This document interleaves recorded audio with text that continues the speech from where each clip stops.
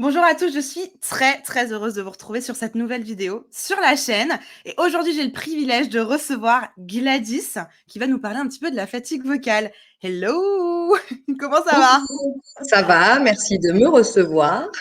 Je suis trop honorée. Vraiment, je suis hyper honorée de te recevoir parce que selon moi, tu es vraiment une experte dans la fatigue vocale. Tu vas nous en parler un peu plus. Je sais que tu as fait différentes formations sur le sujet, que tu as l'habitude de traiter la fatigue vocale. Du coup, ça m'intéressait vraiment de pouvoir proposer aux personnes sur YouTube qui me suivent tes conseils, peut-être apporter des petites données un peu plus pointues que ce que moi je peux leur apporter sur la fatigue vocale.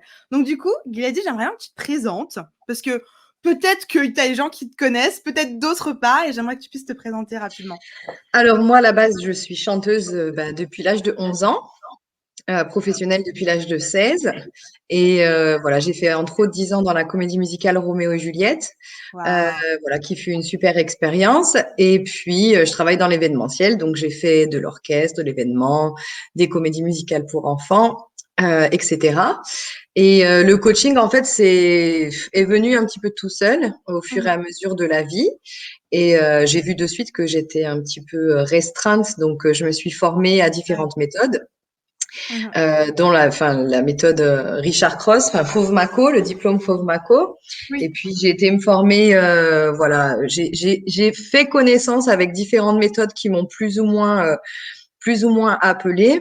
Et puis, j'ai décidé très rapidement de me diriger finalement, enfin, de m'intéresser à la fatigue vocale, puisque moi-même, j'ai été opérée des cordes vocales en 2010, Mhm. suite à une tournée d'orchestre plus Roméo et Juliette. Et j'ai eu beaucoup en fait d'élèves qui souffraient de pathologies vocales qui n'étaient pas forcément accompagnées. Donc, j'ai voulu les aider. Et puis, j'ai fini par passer un diplôme universitaire pour la prise en charge des pathologies vocales. Voilà, et qui m'a vraiment aidée, parce qu'il y a un petit flou artistique entre les professeurs de chant qui n'arrivent pas forcément à détecter les pathologies Ouais. et les orthophonistes qui sont pas forcément formés non plus à la voix et à la vie des chanteurs et des professionnels de la voix. Donc, par professionnels de la voix, j'entends toutes les personnes qui utilisent la voix dans leur boulot, Mhm. ou les personnes qui sont simplement amateurs, mais qui souffrent aussi de pathologies vocales. Et j'ai eu aussi beaucoup d'enfants avec des Mhm. nodules.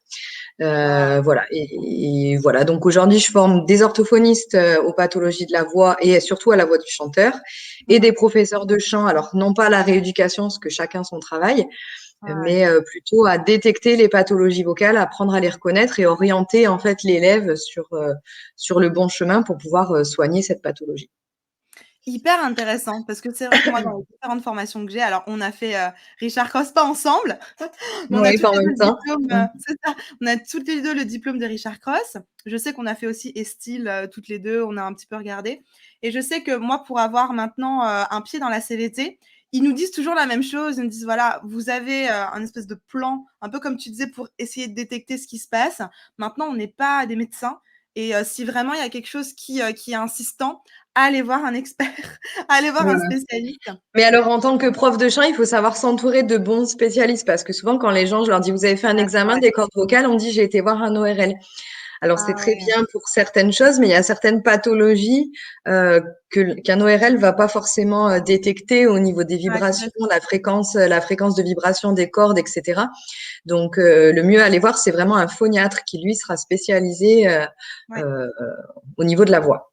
Ouais, complètement, c'est vrai. Moi, je sais qu'avant d'aller, je sais pas si Richard te l'avait demandé ça. Moi, avant de faire la formation, il m'avait demandé une vidéo de mes cordes vocales. Alors j'étais allée chez la phoniatre et j'avais dû envoyer le pas le DVD, mais le MP4 de mes cordes vocales à Richard. Je sais pas s'il te Eh l'avait ben, demandé? en fait, ça devrait être obligatoire. Moi, je sais que de toute façon, dès que j'ai une suspicion chez un élève, première Mmh. chose que je lui demande, c'est d'aller voir un phoniatre pour vérifier que Ouais, tout aille bien.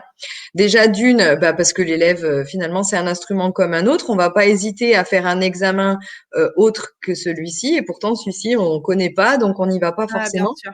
Et c'est Mmh. important d'une part pour l'élève et puis aussi pour le professeur, parce que si on récupère un élève qui a déjà une pathologie et que ben, la pathologie s'aggrave en prenant des cours avec vous, ben, vous vous retrouvez que vous pouvez être accusé en tant que professeur Ah oui, complètement, d'avoir aggravé la pathologie. Donc complètement. moi je trouve que c'est important de savoir ce qu'il en est. Ouais, ouais, complètement. Mais moi, j'avais trouvé ça la démarche rigolote, tu vois? Ouais. Ma petite vidéo sur ma clé USB.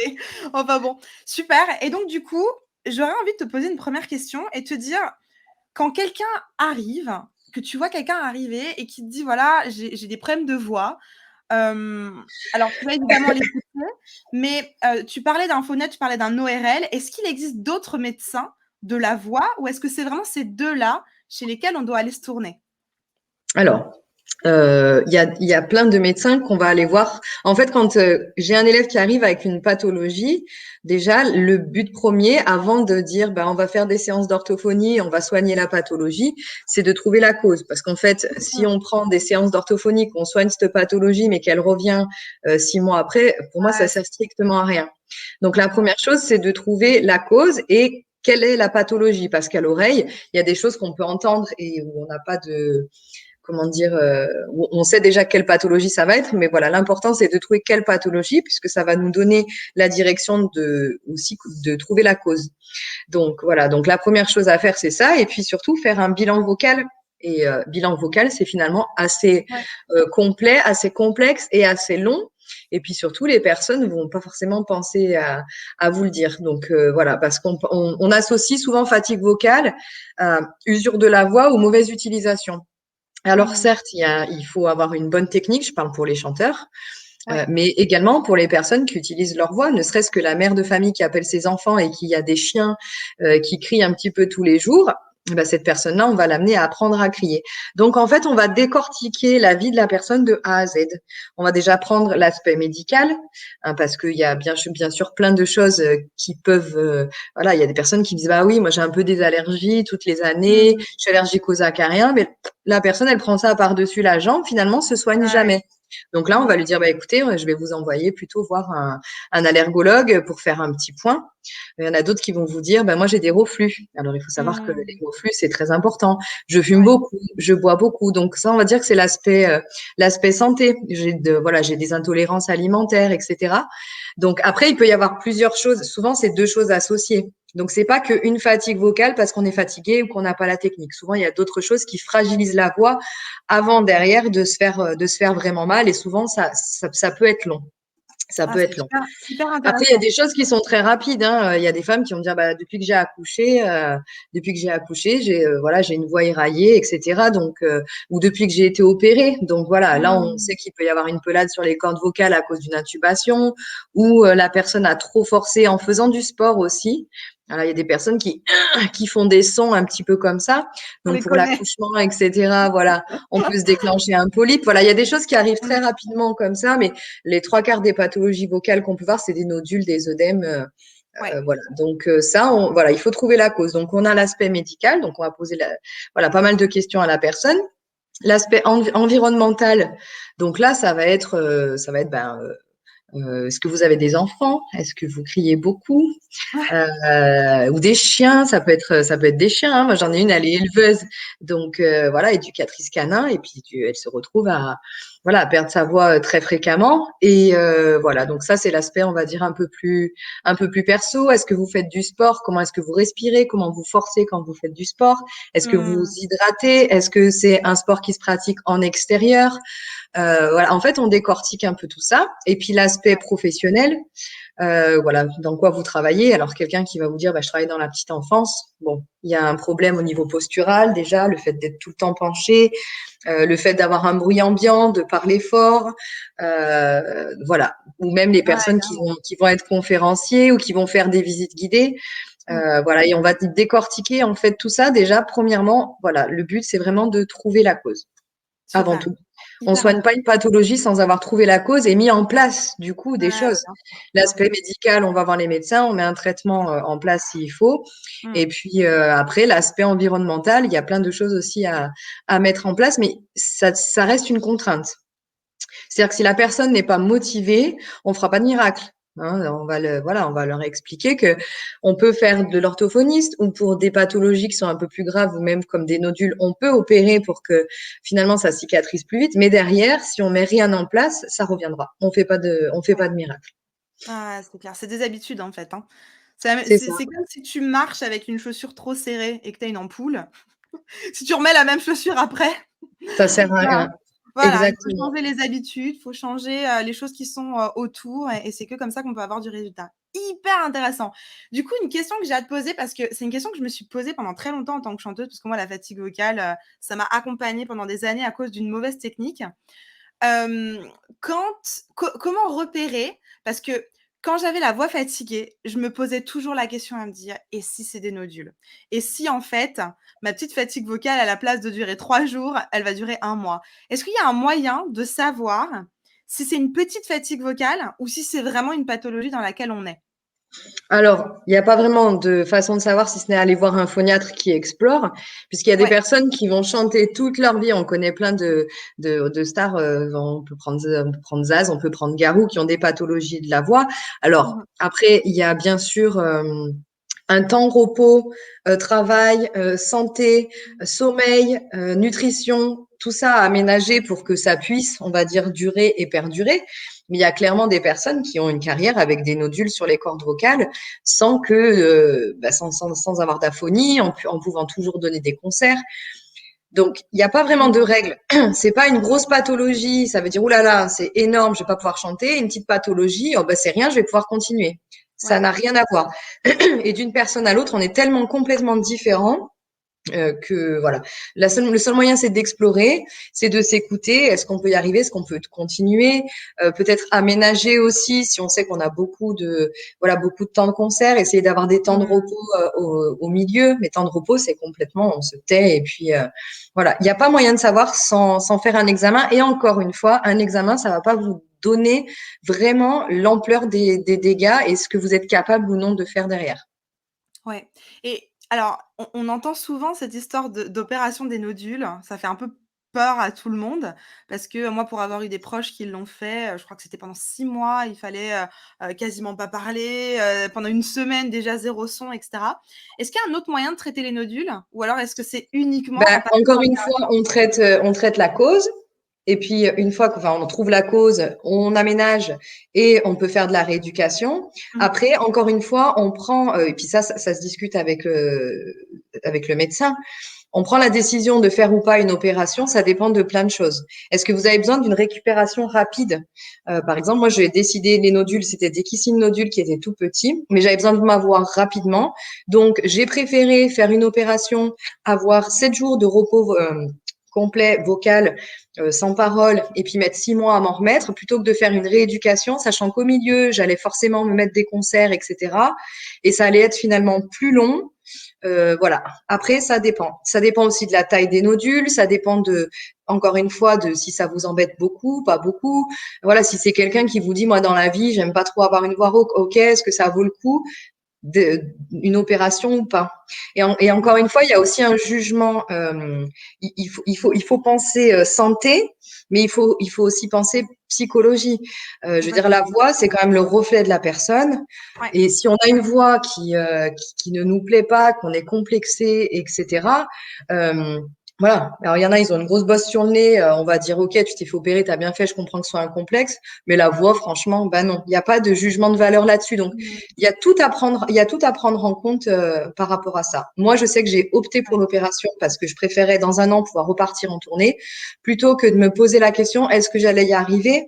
Tout ça, ça engendre aussi finalement une pathologie psychogène qui est inexistante et puis finalement on se sent jamais vraiment confortable. Donc voilà, j'ai Ouais, opté moi pour complètement. l'opération. C'était juste pour pouvoir dire aux gens: «Il y a l'opération qui existe, mais c'est pas une case obligatoire». Parce qu'il Non. y a aussi ce côté-là, tu vois, où moi j'ai des gens qui Après, ont ça peut vraiment, l'être selon la pathologie, hein. oui, bien Si sûr, demain on a bien des sûr. HPV et que c'est quelque chose qui peut tourner en cancer, Ouais, bien bah, oui. entendu qu'il y a des choses, voilà, où la question ne se pose même pas à partir du Mmh. moment où ça peut être vital. Voilà, un polype, en général, c'est l'opération. Voilà. Mmh. Donc, encore une fois, ça dépend de la taille du polype, la constitution, etc. Mais voilà. Ouais, En tout cas, OK. pour des nodules, il y a la possibilité de rééduquer. Par exemple, chez un enfant qui n'a pas encore mué, on va pas opter pour l'opération. Mmh. Voilà, on va plutôt opter pour la rééducation. Et un enfant doit surtout être pris en charge au niveau de la gestion de ses émotions et de sa voix. Parce qu'il faut savoir que ce soit pour les adultes ou pour les enfants, il y a une grande part d'émotionnel qui rentre en ligne de compte et une grande part de la caractéristique et de la personnalité de la personne. On va voir souvent des personnes qui sont extra tendues, hyper actives, qui Ouais. dirigent, voilà, qui dirigent une boîte, qui ont des responsabilités et qui parlent fort, avoir plutôt tendance à faire des nodules. Et puis, par exemple, alors souvent, ce sont des femmes euh, qui peuvent avoir aussi une place importante dans une entreprise, Mm. devoir prendre la parole et faire des aphonies qu'on appelle psychogènes. Il n'y a pas de problème au niveau des cordes vocales, mais il y a une grande part d'émotivité qui fait qu'on peut aussi perdre sa voix euh, pour une raison ou une autre. D'ailleurs, j'ai une anecdote en formation avec Richard. Ce qui est très Ouais. intéressant, c'est qu'on reçoit on reçoit des cobayes. Et une fois, alors c'était très, très émouvant, on reçoit un monsieur qui nous dit, voilà, je suis professionnel depuis 10 ans. Et là, ça fait 1 an que j'arrive plus à chanter. On aurait dit qu'il muait. Sa voix, Mm. il faisait des yodels comme ça, décrochait toutes les 5 minutes. Quand il faisait ses vocalises, on comprenait pas comment c'était possible qu'un jour il ait pu chanter professionnellement. Ouais. Et puis de fil en aiguille, on a découvert le moment où finalement il a perdu sa voix. Il voulait quitter sa femme et il n'y arrivait pas. Et puis un soir, il s'est couché, il s'est dit bon, je vais pas le faire maintenant parce que la galère, on va passer une sale nuit, elle sait pas où elle va dormir, machin. Je le ferai demain matin. Ok. Et dans la nuit, sa nana le réveille et lui dit faut que je te dise, je suis enceinte. Et là, bah, il se dit ah super, il me reste plus qu'à perdre la voix et puis c'est bon, j'ai tout gagné. Et ben pas loupé. Voilà. Et à partir de ce moment-là, ben finalement, il a trouvé la cause et puis il a pu soigner sa pathologie, qui est une pathologie psychogène. Enfin, voilà, il n'y avait pas d'autres soucis, quoi. Ouais, complètement. C'est hyper intéressant ce fameux mécanique et symbolique dont parle Ouais, Richard. c'est ça. Hyper, hyper fort. Nous, on avait eu aussi quelqu'un comme ça en cobaye. C'était quelqu'un qui n'y avait plus aucun son qui sortait, mais plus aucun. Et donc, du coup, je me rappellerai toujours, Richard l'a fait parler pendant au moins 15-20 minutes, jusqu'au moment où elle a dit bah, en fait, j'ai fait ma scolarité au conservatoire. Le traumatoire. Et là, on a dit OK. Et en fait, On on a s'est compris. Et là, on Et s'est oui. rendu compte qu'elle a passé, je sais plus, elle avait passé son examen 10 fois, qu'elle l'avait jamais eu, qu'elle s'était fait jeter comme une malpropre du conservatoire et que depuis là, choc émotionnel, plus de voix, quoi. Du coup, moi, ça m'intéresse. C'était justement ma prochaine question. Est-ce que tu as déjà rencontré, alors hors le cas Richard, ou est-ce que toi, ça t'est déjà arrivé de perdre ta voix ou d'avoir de la fatigue vocale, d'avoir une voix un peu différente à cause de l'émotionnel, à cause d'un événement? Alors, bien sûr, en chantant pour un mariage ou un enterrement, Ouais, forcément, on a ouais, ouais. voilà, ça se noue, ça se serre, voilà. Après, il y a plein d'exercices là-dessus pour essayer de s'évader un peu et revenir. Le truc, Ouais. c'est ne pas non plus être dans complètement la distanciation de ce qui est en train de se passer puisqu'on n'est plus vraiment présent et on n'est plus dans l'émotion et c'est pas le but. Mmh. Mais moi, ça m'est arrivé pour des mariages où j'ai toujours réussi à terminer. Même pour dernièrement l'enterrement de ma grand-mère qui voulait que je lui chante Ouais. l'Ave Maria, c'était difficile. Mmh. Mais après, j'ai eu le cas de personnes qui avaient un resserrement, tout ça au niveau émotionnel, des personnes voilà qui ont toujours voulu chanter, mais on s'est moqué ou on leur a dit que c'était pas Mmh. possible. Donc bien sûr que ça c'est récurrent, c'est Ouais récurrent. et c'est fou parce que je pense qu'encore aujourd'hui, même si doucement on y arrive, on prend pas assez en compte le psychique ou le psychologique dans ce qui peut, comment dire? Se passer, corporellement, en fait et on se rend compte que, finalement, la plupart des mots qu'on va avoir corporellement ont un impact avec, ce qu'on pense, ce qu'on a vécu, ce qui se passe à l'intérieur au final et je pense on en parle vraiment pas assez et moi, j'avais eu une fatigue vocale comme ça, c'était juste avant d'enregistrer mon album. 2 jours avant, il s'était passé un truc hyper grave dans ma vie, aphone. Ah ouais. Je suis arrivée dans le studio, aphone, mais rien n'est sorti et j'ai passé une semaine comme ça, à aller tous les matins au studio, tous les matins à être devant mon micro, à essayer de chanter, rien ne sortait. J'avais mes graves à peu près, j'avais à peu près mes graves et j'ai été voir une coach et je pense que tu la connais, c'est Cynthia Colombo. Peut-être que tu la connais, elle a fait Oui. Richard. Elle est en Alsace et c'était la coach, la plus proche, donc j'étais allée la voir et je dis: «Voilà, j'ai un souci, c'est coincé» et elle m'avait fait justement travailler sur les émotions en disant: «Mais attends, tu comme ça, tu es toute négative» mais Eh, cool! T'enregistres un truc, c'est un moment génial pour toi. Et là, ça m'avait complètement réouvert.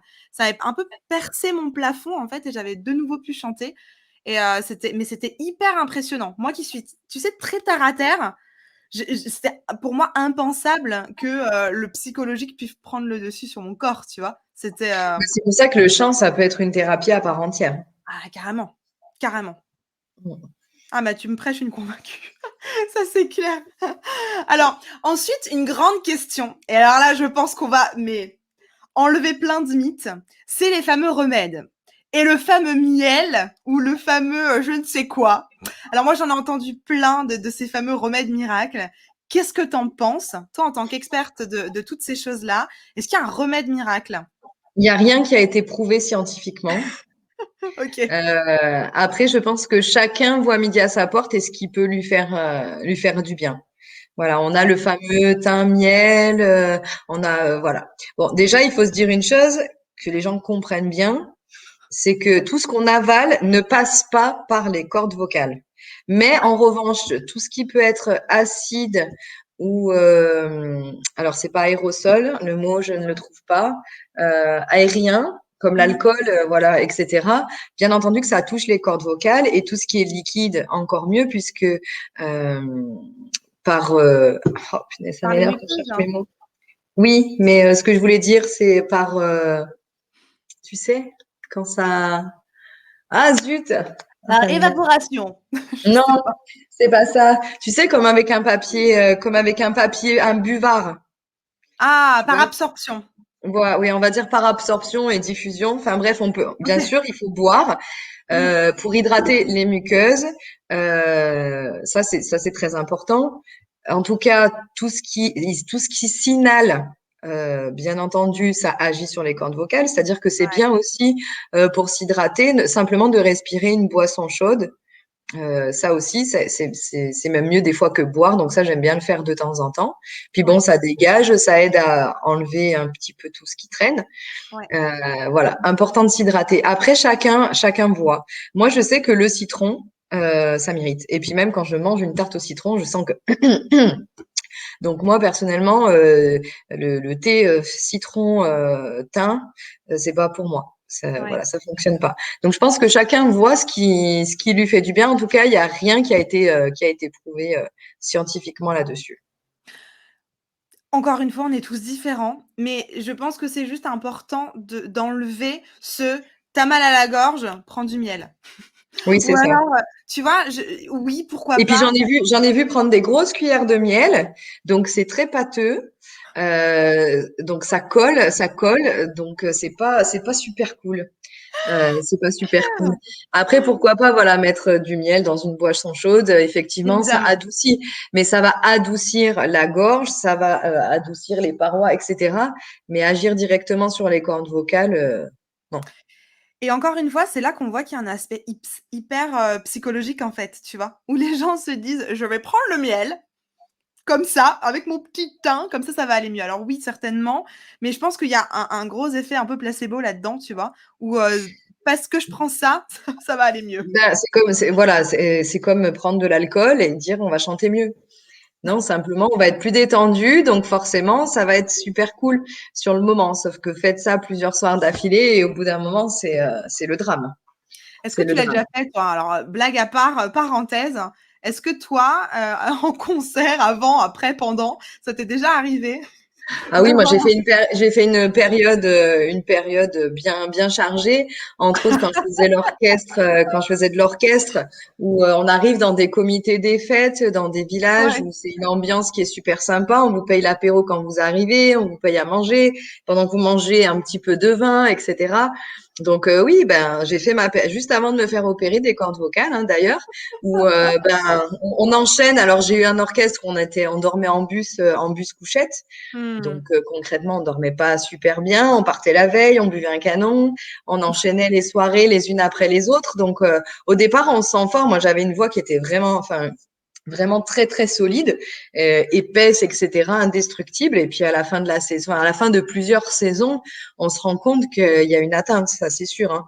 On Mmh. fumait, on buvait, et voilà. Et je regrette pas du tout cette époque-là, pas du Ah tout. mais non, Mais c'est pas j'ai le fait but. mon époque où, Ouais. ouais, où je prenais pas du tout, du tout, du tout soin de mes cordes vocales, pas du tout. Alors du coup, est-ce qu'on peut dire que la santé du corps va avoir un impact sur la santé des cordes vocales? Est-ce qu'on peut dire ça du Ah, coup? une épine dans le pied peut vous créer des nodules, je veux dire, Ouais. voilà, parce qu'on va modifier la posture, on va forcément compenser à un moment ou à un autre. Et voilà, on peut le voir de toute façon chez les gens qui ont des problèmes de dos, etc., juste parce qu'ils ont un problème au genou. Bien sûr que, voilà, le corps, le fait de mal respirer, le fait de pas être endurant, bien sûr que enfin, de toute façon, c'est un corps qui chante, c'est pas juste des cordes vocales. Ouais. Donc, si, voilà, moi, je suis enceinte. Alors, il y en a qui me disent, bah, elles ont chanté jusqu'à la fin. Moi, ma première grossesse, et puis là, maintenant, je suis à 5 mois de grossesse. Je sens bien que je suis pas au top de ma forme et que je vais Mmh. compenser au niveau des cordes vocales parce qu'au niveau de la respiration, je suis pas pleinement présente. Donc, c'est Ouais. plus compliqué. Après, ça dépend le type de chanson, ça dépend la route, la fatigue, etc. Mais bien sûr que quand il y a un souci au niveau du corps, voilà. Là, j'ai un élève, c'est par rapport à la thyroïde. On a cherché le problème, cherché jusqu'au moment où ah, mais mon père, au niveau de la thyroïde, machin. Oh, punaise. Et puis, ça fait des questions et des questions que je lui pose. Et là, tu te dis, Mmh. punaise. Ok, d'accord. Donc, voilà, les personnes qui ont des problèmes de thyroïde, des personnes qui peuvent avoir des problèmes voilà, de poids, de perte Ouais. ou de prise de poids. Voilà, tout ça. En fait, il faut tout prendre en compte. Tout ce qui peut paraître bénin et accessoire, finalement, ça peut être la cause. En tout cas, Ouais. ou en tout cas une des causes, parce qu'encore une fois, c'est rare qu'il y ait une cause. Complètement.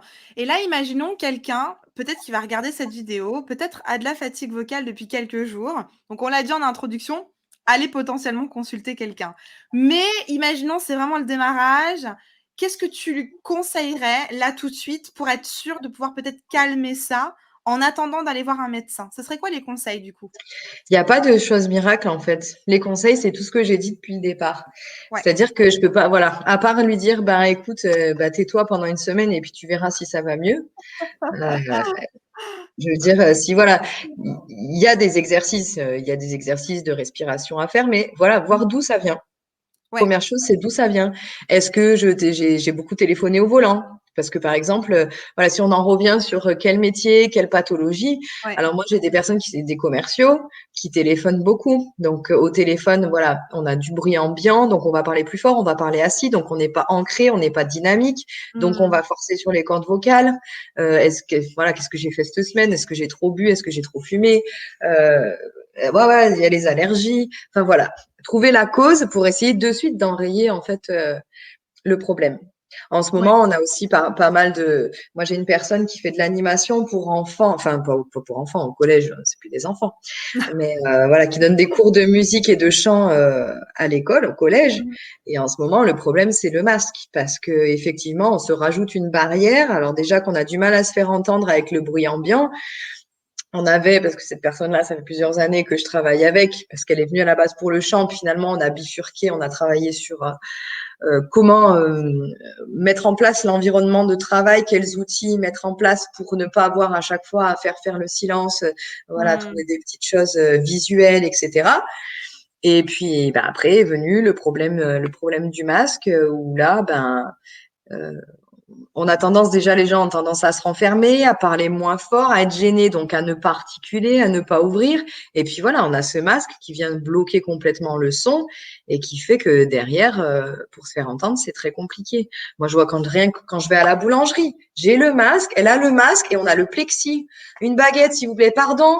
Alors tu sais pas, tu sais, t'as envie d'enlever ton Ouais, masque. Oh ouais, non, putain, je peux pas enlever le masque. Alors je parle ouais. par-dessus le plexi. Ah non, on va pas parler par-dessus le plexi, voyons, qu'est-ce qu'on fait? Eh ben qu'est-ce qu'on fait? Ben on parle plus fort. Parce qu'en plus, dans une boulangerie, vous avez plusieurs serveurs, vous avez plusieurs personnes qui demandent et qui commandent, et on ne s'entend pas. Et en Mmh. fait, il y a de plus en plus de gens qui, au départ, je veux dire, une boulangère, on est là, on prend sa commande, elle n'avait pas de problème de voix, ben on se retrouve avec des gens lambda qui n'utilisent pas leur voix plus que ça habituellement, qui se retrouvent avec des pathologies de la voix Ouais. et qui savent pas comment parler plus fort sans crier et sans se blesser. Ouais. Ouais, c'est le problème, on va aller encore un peu plus loin, mais même avec ces outils visio. Parce que, bah, régler son micro, être toute la journée devant un ordinateur, être capable de maîtriser sa voix, de parler moins fort, plus fort, couper le micro, allumer le micro. Voilà, je pense qu'il y a tout un bazar aussi autour de ça. Est-ce que toi, tu as déjà rencontré des personnes qui sont peut-être venues te voir parce que il y avait justement ce problème de visio, ils étaient toute la journée, devant un ordi, peut-être à cause du télétravail ou autre chose et il y avait de Alors, la c'était des gens que j'avais la plupart des gens en formation pour le chant ou qui par exemple, j'en ai une qui est psycho-énergéticienne et qui est formatrice, donc qui donne des formations à une quinzaine de personnes et qui se retrouve à faire une partie en visio, une partie en vrai, donc une partie avec le masque ou une partie derrière mmh, l'ordinateur. Donc là, on fait un travail sur l'ordinateur. Mais la mmh, première chose, que ce soit en visio ou pas en visio en réalité, que ce soit pour des conférenciers, pour des gens qui font de la visite guidée de monuments, etc. C'est déjà de trouver les bons outils et de ne pas hésiter à investir. Ouais, mais bon, un micro, ça coûte cher. Ouais, bah, je dis, ouais, je vais te donner le prix d'un dépassement d'honoraires pour une opération des cordes vocales et puis tu vas avoir ton micro, tu vas de suite te l'acheter.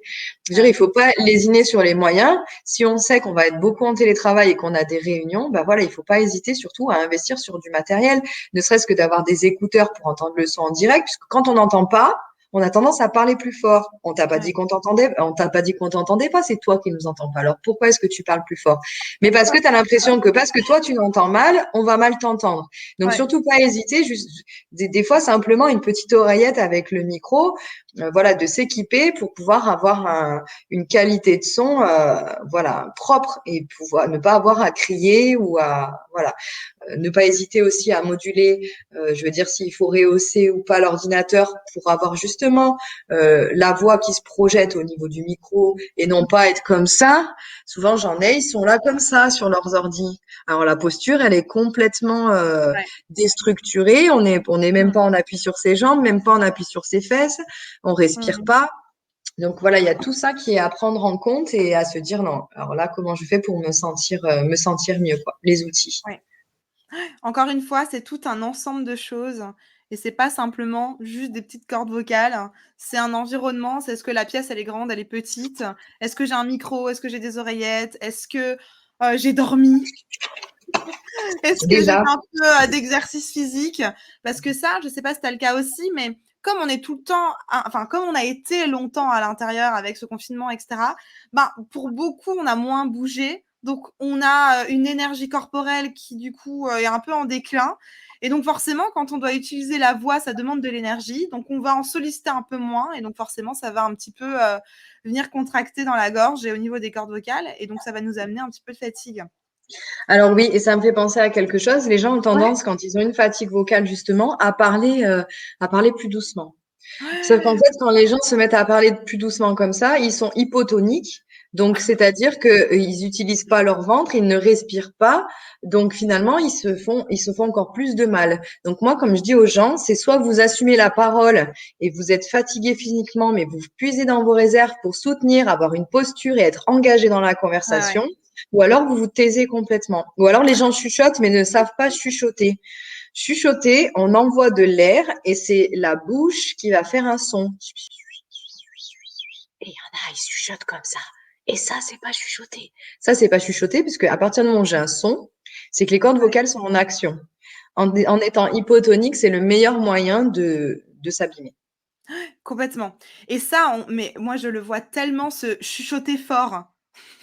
Oui, Tu connais ce truc de: «Il faut faire fort en chuchotant». Parle! Alors arrête de chuchoter et c'est il y a ça. cette espèce de truc, c'est comme avoir une lumière sombre, quoi. Ça fonctionne pas, chuchoter fort n'existe pas et donc comme tu dis, on a des fois, ce truc-là et ils essayent de stop! Tu vois? C'est ça. Et on a plein de fois ce genre de réflexe. Alors là, dans cet exemple-là de chuchoter, dans les bars, on en parle du bar où il est super tard, on est super KO, on veut commander son truc, personne n'entend rien et donc du coup, tu Enfin, commandes. tu peux le dire, on est super déchirés aussi. Bon, comme on en a déjà parlé un peu avant, je me suis dit: «Allez, je passe la case». Alors Et ouais, oui, mais justement, c'est important de le dire parce que quand on est un petit peu bourré, quand même, ouais, on a souvent le lendemain une voix d'australopithèque en se disant c'est l'alcool et tout parce qu'on a trop bu ou trop fumé. Non, on a surtout trop parlé fort et trop crié. ouais. Et les musiciens, par exemple, les gens qui font du bal, etc., vont peut-être pas s'abîmer sur la voix chantée, mais sur la voix parlée, parce qu'entre deux, tu vas prendre un verre ou au bar, donc tu vas discuter, etc. Et il n'y a pas besoin de chanter pour être en soirée et se rendre compte que le lendemain, on est complètement à faune, mais parce on a crié toute la soirée. Donc c'est important. Il y a une petite astuce ça on avait travaillé sur la fréquence, c'est-à-dire que quand vous êtes dans un lieu et que vous voulez qu'on vous entende, on a tendance à monter dans les aigus et parler plus fort. Sauf qu'en fait, ça fonctionne pas. Le but, c'est d'entendre la fréquence. C'est-à-dire que si vous avez des couverts qui font des bruits aigus, des enfants qui font des bruits Mmh. aigus, des fois, il suffit simplement de baisser la fréquence, de se dire on va parler à une fréquence différente et on n'a pas besoin de parler beaucoup plus fort pour que du coup, hop, on vous entende. Et ça fonctionne aussi quand je travaille avec des profs. Voilà, les gamins se mettent à et d'un coup, s'ils changent de voix, hop là, oula, de suite, ah, on se retourne. On n'a pas besoin de crier, on n'a pas besoin de. Voilà, il y a plein d'astuces comme ça en fait qui existent bah, voilà, pour mettre en œuvre, pour éviter de crier. Complètement et c'est savoir aussi quel impact va avoir le son. Parce que moi, je me rappelle au collège, j'avais une prof de maths qui avait une voix mais insupportable, tout le temps dans les aigus, alors elle était comme ça, alors voilà, horrible, mais horrible, horrible, horrible. Ben, on les écoute pas ces gens.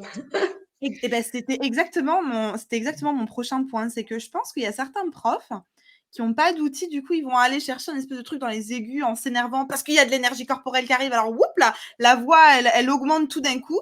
Et en fait, ils provoquent plus de la moquerie que du sérieux, en fait. Et je pense que Oui, comme c'est tu sûr. disais, d'être à l'écoute de cette fréquence, de placer la chose au bon endroit, ça permet de la placer aussi. Alors, j'ai pas envie de dire émotionnellement, mais dans l'interlocuteur en face, tu vas le placer aussi au bon endroit et ça va avoir une résonance chez lui qui va être hyper cohérente plutôt que de créer un espèce de truc disproportionnel. Ben, ils emmènent au brouhaha en fait hein, aussi. Hein. Ils emmènent au Ouais, brouhaha. On peut pas empêcher forcément les gens de parler. On peut les rappeler un petit peu à l'ordre, mais on peut ouais, pas non plus faire taire tout le temps. Donc il vaut mieux s'adapter de manière à pas se fatiguer. complètement. Et du coup, une dernière chose que j'aimerais peut-être qu'on discute, j'entends beaucoup, alors notamment chez les personnes qui prennent souvent la parole, alors j'ai envie de dire les profs et les enseignants, qui disent oui, oui, bon, moi, j'ai 2 aphonies par an, quoi. Tu sais, comme si, bah, moi, je suis je fais du foot, mais je me casse le pied 3 fois par an. Bon, oui, bah, ça fait partie du job, quoi. On dirait que c'est le risque du métier, tu sais. Ben, Est-ce en qu'on fait, le problème, c'est que les enseignants ne sont pas formés à ça. Ben, là où j'ai passé mon diplôme universitaire, ils sont en train d'essayer d'intégrer justement dans la formation des enseignants la voix. En fait, c'est tellement régulier ce problème que, en fait, pour tout le monde, ça paraît normal. Voilà, je suis à faune, ouais, mais c'est normal. En fait, je suis prof. Et malheureusement, ben, ils ont ni les outils nécessaires, ni les formations nécessaires qui leur sont proposées, et puis ils se rendent pas compte que finalement, si, ça peut être grave. Mais j'ai complètement. aussi le cas avec des parents, hein. Les enfants Mmh. ont des nodules, ah ouais, mais l'orthophonie c'est loin, ah ouais, mais je dis attendez, si c'est quelque chose qui perdure et que votre enfant utilise sa voix plus tard, je parle pas que d'être chanteur, hein. Les gens viennent pour des cours de chant et puis derrière ils ont pas envie de s'embêter parce que je peux Ouais. comprendre. Je veux dire quand on vient pour le loisir et qu'on vous dit oui, alors par contre il va falloir faire attention et peut-être faire à votre enfant de l'orthophonie. Les gens ont pas envie de se prendre la tête, sauf que ce qu'ils se rendent pas compte, c'est que c'est une habitude qui va perdurer et que si votre enfant il est commercial, qu'il a besoin de téléphoner, qu'il a besoin de s'exprimer, qu'il a besoin de faire tout ça, il va falloir prendre tout ça en charge.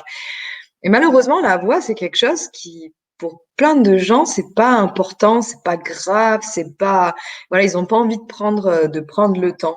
Mmh. Voilà. Et pour en revenir aux enseignants, il faut savoir que dans comment ça s'appelle, public, là, voilà, dans l'enseignement, c'est quand même les enseignants et leurs aphonies qui ont le plus d'arrêts de travail, quoi. Donc, je ne Ah, comprends pas que aujourd'hui, même la Sécu ou je ne sais pas, fasse quelque chose pour que ces gens-là soient formés parce qu'en plus, ils sont vraiment en demande. mmh. Ils sont vraiment en demande. Moi, j'en ai des enseignants et à chaque fois, on parle du chant. Puis de toute façon, dans l'année scolaire, il y a forcément un moment où il y a un problème de voix. Je viens pas Mmh. en cours parce que je suis aphone. Bah, si tu vas venir en cours, puis on va voir pourquoi tu es aphone et puis on va mettre en place des choses. Donc, tous les enseignants, de toute façon, on va passer par à la base des cours de chant qui vont se transformer en cours de prise de parole. Ouais. Voilà. Ouais, c'est hyper important de lever le voile sur la normalité de cette chose-là. C'est juste pas normal de perdre sa voix, en fait. C'est pas C'est ça. normal. C'est quand on voit, par exemple, les nouveau-nés, alors toi, tu seras bientôt avec un nouveau-né, mais quand on voit ça, on se dit, mais en fait, ils hurlent toute la journée, ils n'ont jamais demandé un space-fond, ils n'ont jamais eu besoin de quoi que ce soit. Voilà, tout est en place, tout est naturel. C'est aussi possible de faire des sons très, très aigus sans aucune fatigue. Enfin, il y a un peu cette peur et cet amalgame de plein de choses, de je dois pas crier, alors du coup, je vais commencer à parler comme ça, je suis sûre de pas me faire mal, mais du coup, j'ai plein d'air et c'est presque pire. Donc, il y a cette espèce de mélange et finalement, la voix, on sait pas, et puis c'est normal, et puis tant pis, quoi. Tu vois? Ouais, alors un enfant, là où c'est différent, c'est que tout n'est pas encore bien formé. Il y a une espèce Ouais, d'élasticité que, ben, même au niveau du corps et de tout ça. Mais par exemple, j'ai ma fille qui a un sérieux caractère et qui a 2 ans et demi et qui parle et chante depuis qu'elle a 2 ans. Et quand elle fait ses crises et qu'elle hurle, et ben, à la fin, on entend bien que la voix est voilée et qu'elle s'est fait mal. Mmh. Et qu'elle s'est fait Mmh. mal. Et là, encore une fois, ça va, on en revient à ce qu'on parlait tout à l'heure au niveau Ouais. des caractères des personnes. Si Mmh. quelqu'un qui va parler fort, vite, et quelqu'un de très excité, etc., va avoir tendance à créer des nodules. Donc, c'est vrai que d'un côté, voilà, si on était un peu plus formé, on pourrait prendre ça, un peu plus en avance pour éviter que les adultes se créent des nodules. Ouais, carrément, carrément. Il faut que voilà, c'est pour ça que j'ai voulu aussi faire cette vidéo pour qu'on en parle un peu, parce qu'à mon sens, on n'en parle pas assez. Ces histoires de fatigue vocale et mis à part aller à la pharmacie et prendre du miel, et C'est encore ça, une fois, ça traite la conséquence, mais ça traite pas la cause. Et du c'est coup, ça. c'est Ça important. reviendra, ça reviendra, ça reviendra, ça reviendra toujours. Ouais, exactement. Super, bah, merci beaucoup Gladys Ben, d'avoir merci à été avec toi. nous. C'était hyper riche, hyper intéressant. Moi, j'ai vraiment beaucoup apprécié tout ce que tu nous as partagé. Est-ce que tu peux peut-être nous parler un petit peu de ce que tu fais rapidement pour terminer cette vidéo? Peut-être si tu as des formations spéciales, peut-être tu as, un site internet, tout ça. Parle-nous-en un petit peu. Alors, j'ai un site internet de chanteuse et un site internet de coach vocal. Et Je vous mets dans la puis, description. Ce sera dans voilà. la Et description. ensuite, j'ai 2 formations. Une formation que je propose aux orthophonistes pour les former aux pathologies vocales, mais surtout aux techniques de chant, mais aux techniques de voix parlée aussi, en fait, Mmh. puisque enfin, voilà, c'est global. Et une formation destinée aux professeurs de chant pour justement les orienter et voilà, leur faire prendre la bonne direction aux élèves et les former à reconnaître des pathologies de la voix et les accompagner également, puisque je Mmh. suis d'accord que chacun son métier, mais il y a plein de Ouais. gens qui viennent aussi par plaisir prendre des cours. Et Mmh. quand on leur dit il faudra aller voir un orthophoniste ou il faudra aller faire une expertise, les gens n'ont pas envie de se prendre la tête. Donc je pense que Ouais, c'est important quand même que c'est les vrai. voilà, on n'est pas là pour sauver des vies, quoique quelqu'un qui a un HPV sur les cordes vocales, on peut lui sauver la vie. Donc, je trouve que c'est important que les professeurs de chant soient également formés à cela, au moins pour pouvoir Ouais, ouais, orienter vers complètement. les bons professionnels pour que chacun ait son boulot. Là, je suis d'accord, c'est chacun son taf. Mmh. Mais quand même, pour les gens qui n'iraient pas voir d'orthophoniste, c'est bien de pouvoir intégrer dans les cours de chant des petits exercices voilà, de repos et d'éducation vocale. Pas de la rééducation, mais on va dire de l'éducation. Ça commence par ça, en Carrément. fait. Voilà, Carrément. Parce que pour pouvoir rééduquer, il faut éduquer de l'autre côté, parce que sinon c'est tu ça, casses pas le cercle, en fait. c'est ça, c'est ça. Mmh. Super intéressant. Merci encore Eh ben, beaucoup merci d'avoir à été avec toi. nous. C'était super. Et puis, ben, je vais mettre tous tes liens, tous tes sites, ta chaîne aussi. Alors, attends, il faut que je mette du bon côté. Hop là. Je la mettrai par là, comme ça. Il y a des petites vidéos. Vous pouvez retrouver Gladys qui chante, qui fait plein de choses aussi, des petites vidéos sur YouTube. N'hésitez pas à la contacter si vous avez des questions sur le sujet encore un peu plus. Moi, je pourrais pas vous répondre. Si vous êtes intéressé par ces formations, etc., je vous mets tout en description. Comme ça, vous pourrez directement la contacter. Encore un grand merci pour ton temps. C'était super de Eh ben, t'avoir. merci à toi pour ton invitation et puis Avec grand peut-être à plaisir. bientôt pour une autre Oui, vidéo, une à très formation, bientôt. une conférence ou etc. Ouais, à très bientôt. Merci À Gladys. bientôt, Bye merci. bye. Bye bye.